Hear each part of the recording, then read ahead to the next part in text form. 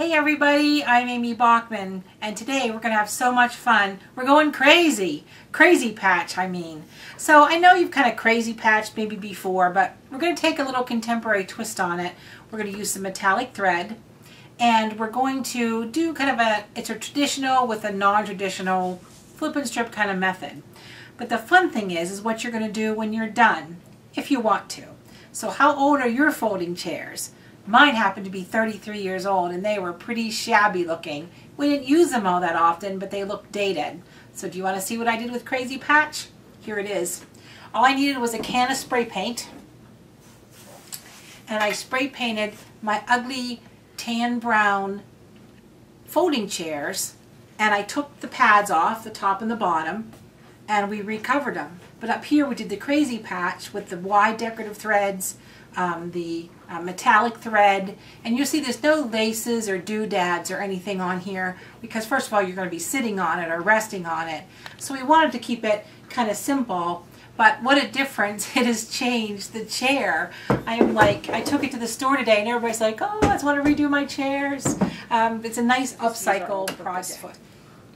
And I just have a regular seam allowance, and so I'm going to sew to right where the end of my piece is.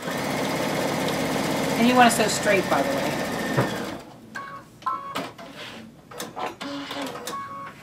So now when I flip this over, you can see I stopped sewing right at the end of my block. So I want to continue that same line. So I just take this piece and fold it up.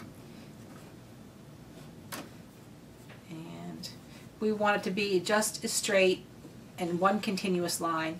So I'm going to take my little duckbill appliques here and get rid of that piece.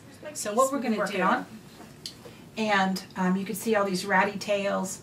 I had a black pre-wound bobbin in there earlier, and so I haven't cut it to size yet. And I've done some stitching, and you can say, well, why did you pick blue?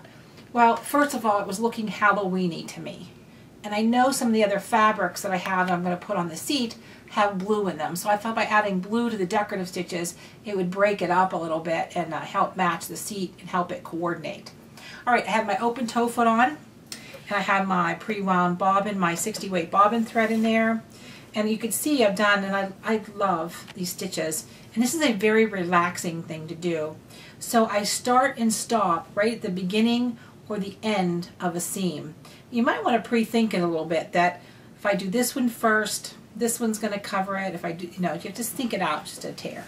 So I'm going to drop my needle right in the last screw. Now make sure your screw on and off and not a riveted on, or you'll never get them off. But here it is, my pit stop chair. I got a pretty one with my monogram. I've got kind of a naughty spot for my 2-year-old. What's next? Ed's birthday? You never know who's going to get a special chair now, because the more you know, the more you sell.